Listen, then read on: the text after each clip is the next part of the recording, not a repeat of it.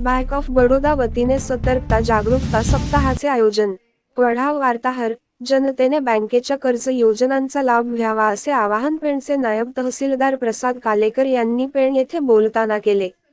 Bank of बडोदाच्या Navi Mumbai विभागाचे वतीने सतर्कता जागरूकता अभियान सप्ताह व ग्रामसभेचे आयोजन करण्यात आले आहे। या कार्यक्रमास पेणचे नायब तहसीलदार प्रसाद कालेकर, पेण पंचायत समितीचे गटविकास अधिकारी भाऊसाहेब पोळ, झोनल मॅनेजर परितोष पोतदार, हेमंत कुमार लाल, श्रीनिवास रघुपती, मनोज कुमार बागला, अभुल डोंगरे, पेण शाखेचे मॅनेजर मयकला बारा, जोगे शाखेचे मॅनेजर सुनील कुमार पांडे, दिशा दुधाने, प्रशांत खोटे आदींसह बँकेचे अधिकारी, कर्मचारी, खातेदार, बचत गटाच्या महिला मोठ्या संख्येने उपस्थित होते। यावेळी पुढे बोलताना प्रसाद कालेकर यांनी ग्रामसभेचे महत्त्व अनन्यसाधारण आहे, त्यात घेतलेले निर्णय हे महत्त्वाचे असतात। बँक ऑफ बडोदाचा हा चांगला उपक्रम आहे असे सांगून भ्रष्टाचाराविरुद्ध सर्वांनी एकन यायला पाहिजे, अंकुश ठेवायला हवे। जनतेने योजनांचा लाभ घेण्यासाठी मध्यस्थ घेऊ नका, यांशी बोला, योजनांचा लाभ घ्यावा।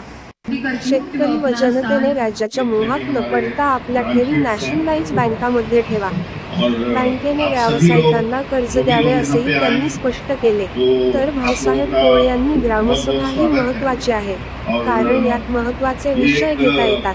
देशाच्या आर्थिक विकासासाठी बँकाचे योगदान महत्त्वाचे आहे। गोरगरीब गरजू तसेच महिलांना आधार दिला आहे। दारिद्र्य निर्मूलनात योगदान दिले जात आहे। राहणीमान उंचावता येते असे सांगून पंचायत समितीच्या माध्यमातून बचत गट स्थापन करून स्वयंरोजगार पीछे भी एक पर्पस है। हमारे जो भूतपूर्व गृह मंत्री सरदार वल्लभ भाई पटेल जो हमारे लौह पुरुष माने जाते थे, उनकी जन्मतिथि 31 अक्टूबर को होती है और उनके जन्म दिवस के उपलक्ष्य में 1999 में इसकी शुरुआत की गई थी और पहला ये विजिलेंस अवेयरनेस वीक सन 2000 में मनाया जाने लगा और उसके बाद से लगातार हर साल इस हफ्ते ये मनाया जाता है जब हम राष्ट्र के प्रति, देश के प्रति अपनी निष्ठा, जो हमारी कमिटमेंट है, जो हमारी सोच है एक भ्रष्टाचार मुक्त देश के लिए, उस समर्पण को हम हर बार इस उपलक्ष्य में दोहराते हैं। तो ये हमारी जो ग्राम सभा है वो, क्योंकि कुछ दिन पहले हमारी ऐसे ही बातचीत हो रही थी कि ये ग्राम सभा एक हम लोग रखें और ग्राम सभा हम गाँव के बीच में क्यों आना चाहते हैं, क्योंकि जो हमारा देश है, हम सबों ने देखा जब देश को आज़ादी मिली तो महात्मा गांधी जी ने, उनका, नेहरू जी का, उन सभी का एक विजन था कि ये भारत गाँव का देश है। तो आतापर्यंत त्यांचा जो सहभाग आहे हा कमी जास्त प्रमाणात असला तरी इथून पुढे आम्ही आपल्याला सांगू शकतो की आमचे जे बचत गट आहेत हे आपल्या माध्यमातून चांगल्या रीतीने पुढे जातील। जास्तीत जास्त बचत गट आम्ही तयार करू आणि आपल्या बँकेच्या माध्यमातून आमचा विकास कसा घडवून आणता येईल अशा दृष्टिकोनातून निश्चितपणे आम्ही प्रयत्नशील राहू। बचत गटाच्या माध्यमातून जे समाजामध्ये असलेली गरिबी किंवा असणारा रोजगार हा जो निर्माण करायचा आहे त्या संदर्भामध्ये वेगवेगळे स्कीम ज्या लोकांच्या मध्ये आहे, गावामध्ये अनेक प्रकारचे व्यवसाय आहेत, अनेक प्रकारचे त्यांचं काम करण्याचे वेगवेगळे उद्योग आहेत। निमित्त मी पुन्हा एकदा सांगू इच्छितो की आजची जी ग्रामसभा आहे ही ग्रामसभा आजही म्हणजे आपण टेक्नॉलॉजी डेव्हलपमेंटकडे जात असलो तरी आता आपले व्हिडिओ साहेब बोलले की ग्रामसभेचं महत्त्व अनन्यसाधारण आहे। ग्रामीण भागात तरी ग्रामसभा जी निर्णय घेते विकासात्मक कामाचे असतील, धोरणात्मक कामाचे असतील, की तिचं महत्त्व, तिचे निर्णय त्यांचे अधिकार अत्यंत महत्वाचे असतात. आजची जी उपस्थिती म्हणजे आपल्या सर्व कर्मचाऱ्यांनी काय प्रयत्न केले, उपस्थिती चांगलीच आहे, पण मी आपल्याला नक्कीच सांगेन की पुढील वर्षी जर आपण आम्हाला अगोदर कल्पना दिली तर पोळ साहेब, आम्ही तालुक्यातले सर्व आमचे ग्रामसेवक असतील, सरपंच असतील, तलाठी असतील, अंगणवाडी सेविका असतील किंवा बचत गटाचे काही महिला मंडळाचे काही हे असतील, सदस्य असतील, अध्यक्ष असतील, यांना सर्व बोलावून पुढील वर्षी हा जो हॉल आहे तो पूर्ण कसा भरेल आणि ग्रामसभा अधिक चांगल्या पद्धतीने कशी राबवली जाईल आपली योजना, याचा आपण नक्की साहेब एकत्रितरित्या प्रयत्न करूया. आजचा विषय हा जो भ्रष्टाचार आपण घेतलेला आहे, कालच आपली सरदार वल्लभभाई पटेल यांची जयंती होती. आपल्या पंतप्रधान, माजी पंतप्रधान स्वर्गीय इंदिरा गांधी यांची पुण्यतिथी होती.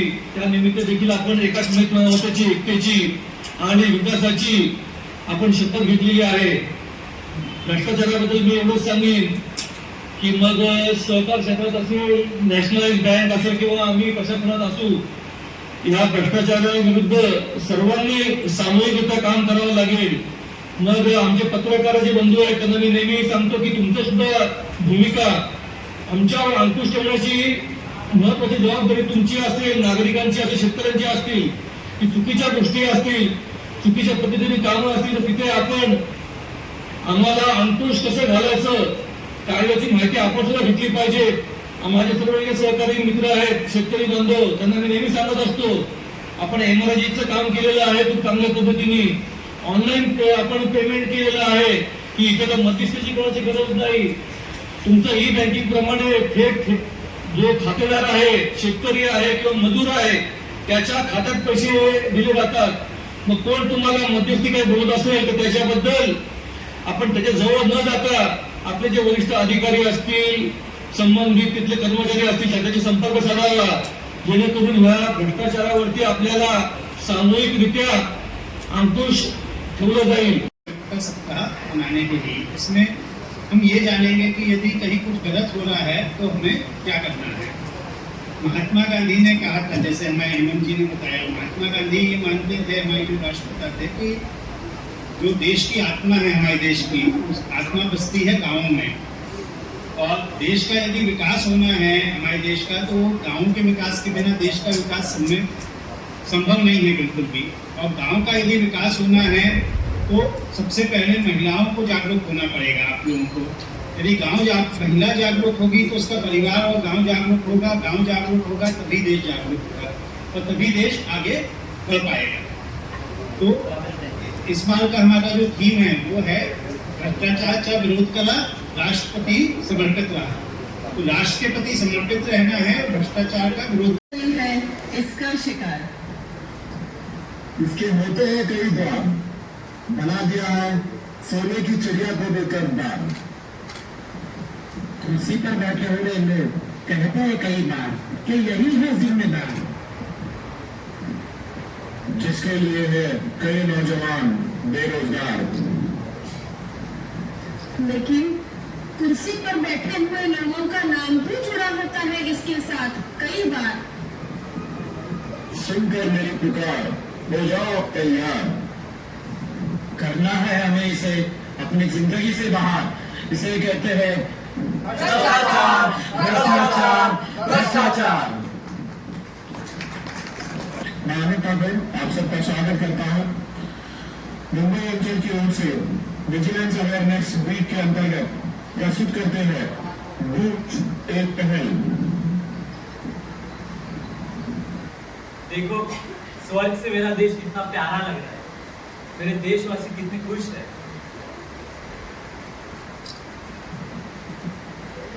बॉब न्यूज में आप सभी का स्वागत है.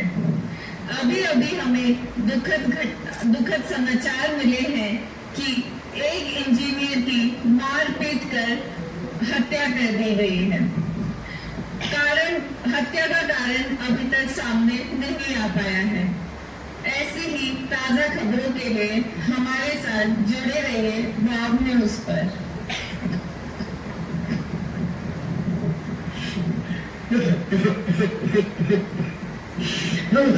क्या हुआ भाई, क्यों रो रहे हो? ये जो तुम नीचे खबर सुन रहे थे ना, ये मेरी ही खबर है। मैं ही वो इंसान हूं जिसकी बुरी तरीके से मारपीट कर हत्या कर दी गई है। लेकिन क्यों भाई, क्यों हत्या कर डाली तुम्हारी? जानना चाहते हो क्या है मेरा दोस्त, क्यों हुई है मेरी हत्या? अरे मैंने तो सच्चाई के लिए आवाज उठाई थी, यही था मेरा दोष। अरे मैंने तो अपने करप्ट कॉन्ट्रैक्टर के घोटालों का खुलासा करने के लिए सरकार के एक बड़े दफ्तर में एक चिट्ठी लिखी थी। बस यही था मेरा दोष। उन लोगों ने उस चिट्ठी में मेरा नाम पढ़कर मेरा पता लगा लिया और मेरी बुरी तरीके से हत्या कर दी। नहीं नहीं नहीं, हमें ऐसे बैठकर नहीं चलेगा, हमें कुछ करना होगा, हमें बदलाव लाना होगा। बदलाव? तुम बदलाव की बात करते हो? अरे आज मैं ही नहीं, कई सारे लोग इस चीज का शिकार हैं। देखो नीचे।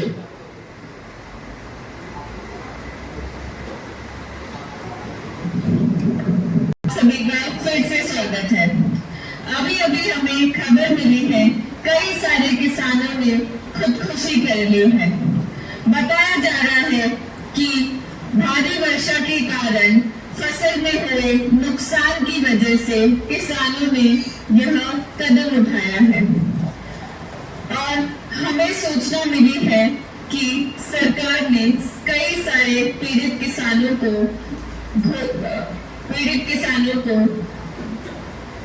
मुआवजा किया है। पिताजी, पिताजी, इस धरती पे सोना, चांदी, हीरे, मोती उगते हैं, इसे हम ही उगाते हैं, तो हम इतने गरीब क्यों हैं? क्या करें बेटा, आज भी समाज में इस देश में हम किसानों को हमारा पूरा हक नहीं मिलता। ये जमींदार, ये साहूकार, ये लोग हमारा हक छीन लेते हैं। पिताजी, जब इस धरती से हम ही लोग अनाज उगाकर लोगों को देते हैं, तो कई बार हमें भूखा क्यों सोना पड़ता है? देखो बेटा, जिस दिन ये समाज के सारे लोग, ये सरकार हमारी आवाज सुनेगी, शायद उसी दिन आएंगे हमारे अच्छे दिन। अरे अरे, आप लोगों को डरने की कोई बात नहीं है। आप लोग अपने आप को बिल्कुल भी अकेला मत समझिए। मैं एक ह्यूमन राइट ऑफिसर हूँ और आपकी आवाज सरकार और उनके दफ्तर तक मैं पहुँचा के रहूंगी। आप लोग चलिए मेरे साथ सरकार के दफ्तर, चलिए, आइए।